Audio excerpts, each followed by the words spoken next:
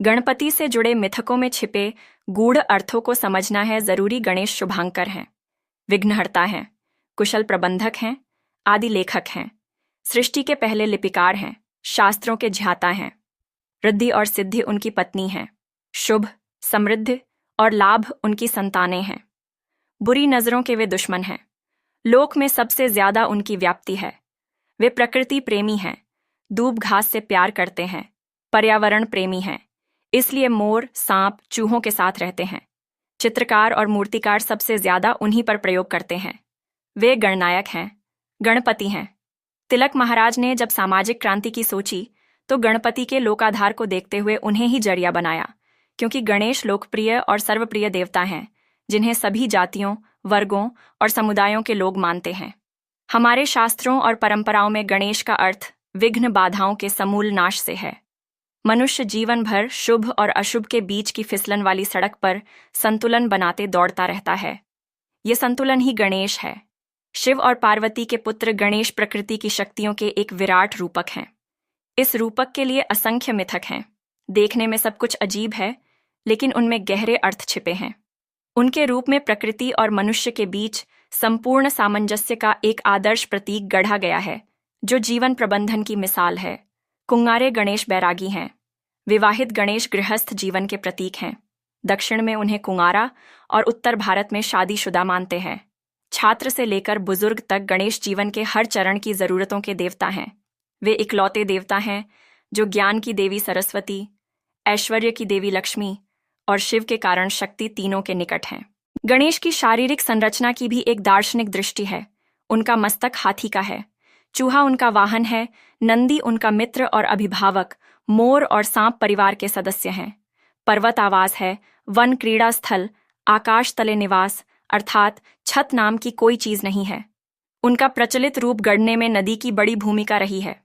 मान्यता है कि पार्वती ने अपने शरीर के मैल से एक छोटी सी आकृति गढ़ी। गणेश को मां ने अपने उपटन से बनाया था। एक बार मां पार्वती ने हल्दी और तेल से बना उपटन लगाया। जब वह उपटन उनके पसीने में भीगकर त्वचा पर सूख गया तो मां ने उसे झाड़ दिया। उस झड़े हुए उपटन से गणेश का जन्म हुआ, इसीलिए उन्हें विनायक कहा गया। विनायक का अर्थ है विना, बिना, नायक, पुरुष की मदद के उनका जन्म। फिर उसे गंगा में नहला दिया। गंगा के स्पर्श से आकृति में जान आई और वह विशाल हो गई। पार्वती ने उसे पुत्र कहा तो देवताओं ने उसे गांगेय कहकर संबोधित किया। गांगेय से गजानन। एक बार मां पार्वती ने इस जीवधारी पुतले को द्वार पर प्रहरी के रूप में बैठा दिया और उसे आदेश दिया कि वह किसी भी व्यक्ति को अंदर न आने दे। फिर वे स्नान करने चली गईं। कुछ ही समय बाद शिव उधर आ निकले। उनसे सर्वथा अपरिचित गणेश ने शिव को भी अंदर जाने से रोक दिया। इस पर शिव क्रोधित हुए और उन्होंने अपने त्रिशूल से गणेश का सिर काट दिया। पार्वती ने देखा तो वे बहुत दुखी हुईं। तब पार्वती को प्रसन्न करने के लिए शिव ने एक हाथी के बच्चे का सिर गणेश के धड़ से लगाकर उन्हें पुनर्जीवित कर दिया। तभी से गणेश गजानन कहलाए। गणेश के शिरच्छेदन की घटना चतुर्थी के दिन ही हुई थी। बालक की आकृति से पार्वती बहुत दुखी हुई तो सभी देवताओं ने उन्हें आशीर्वाद और अतुलनीय उपहार भेंट किए। इंद्र ने अंकुश, वरुण ने पाश, ब्रह्मा ने अमृतत्व, लक्ष्मी ने रद्द सिद्धि और सरस्वती ने समस्त विद्याएं प्रदान कर उन्हें देवताओं में सर्वोपरि बना दिया। गणेश गणपति के रूप में गणों के अधिपति हैं। उन्हें जल का अधिपति भी माना गया है। उनके 4 हाथों में से एक हाथ में जल का प्रतीक शंख है, दूसरे हाथ में सौंदर्य का प्रतीक कमल है, तीसरे हाथ में संगीत की प्रतीक वीणा है, चौथे हाथ में शक्ति का प्रतीक परशु या फरसा है। यह सर्वमान्य है कि काव्य के छंद की उत्पत्ति प्रकृति में मौजूद विविध ध्वनियों से हुई थी। गणेश छंद शास्त्र के 8 गणों के अधिष्ठाता देवता हैं। यह भी एक कारण है कि उन्हें गणेश नाम दिया गया। प्रकृति में हर तरफ बहुतायत से उपलब्ध हरी भरी दूब गणेश को सर्वाधिक प्रिय है। शास्त्रों में उल्लेख है कि आम, पीपल और नीम के पत्तों वाली गणेश की मूर्ति घर के मुख्य द्वार पर लगाने से सकारात्मक ऊर्जा का संचार होता है। गणेश के मिट्टी से जुड़ाव का एक प्रमाण यह भी है कि अगर कुछ नहीं है तो भी ज्यादातर मिट्टी के गणेश बनाकर ही पूजे जाते हैं। गोबर गणेश तो बहुत लोकप्रिय हैं।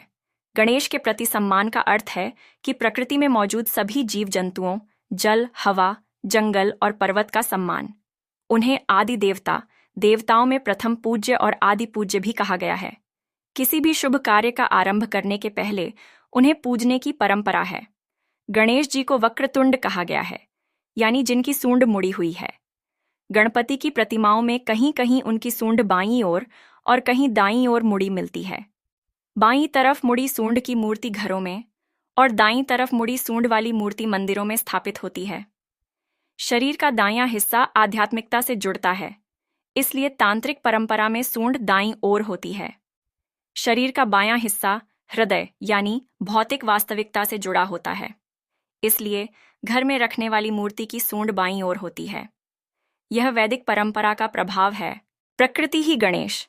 गणेश को भुलाने का असर प्रकृति के साथ साथ हमारे रिश्तों पर भी पड़ा है। आज प्रकृति अपने अस्तित्व के सबसे बड़े संकट से रूबरू है और इस संकट में हम उसके साथ नहीं, उसके खिलाफ खड़े हैं। गौरी को धरती और गणेश को धरती की उपज से जुड़ा माना जाता है। गणेश के अद्भुत स्वरूप को समझना और पाना है तो उसके लिए असंख्य मंदिरों और मूर्तियों की स्थापना, मंत्रों और भजन कीर्तन का कोई अर्थ नहीं। गणेश हमारे भीतर हैं। प्रकृति, पर्यावरण और जीवन को सम्मान और संरक्षण देकर ही हम अपने भीतर के गणेश को जगा सकते हैं। गणेश को मोदक बहुत प्रिय है। मोदक को जिस आकार में बनाया जाता है उसमें ऊपर की ओर त्रिकोण बनता है। तंत्र विद्या में ऊपरी की ओर उठता त्रिकोण आध्यात्मिक सत्य का प्रतीक है, जबकि नीचे की ओर बना त्रिकोण भौतिक सत्य का प्रतीक है, यानी भोग वाले लड्डू में भी साइंस है। भगवान गणेश चलते फिरते नहीं हैं। एक जगह बैठकर वे लिखने पढ़ने का काम करते हैं। उनका पेट निकला हुआ है, शरीर भारी है, बेशुमार लड्डू खाते हैं। एक डायबिटिक के सारे लक्षण उनमें हैं। ऐसे में हमने उनके भोग का क्या इंतजाम किया? गजान्नम भूत गणाधिवेशितम कपित्थ जम्बू फल चारु भक्षणम, यानी कैथा और जामुन उनके प्रिय भोग हैं, जिसे आयुर्वेद में मधुमेह की दवा मानते हैं। यानी गणेश का प्रबंधन, उनका लेखकीय कौशल, प्रकृति से उनका तादात्म्य सब कुछ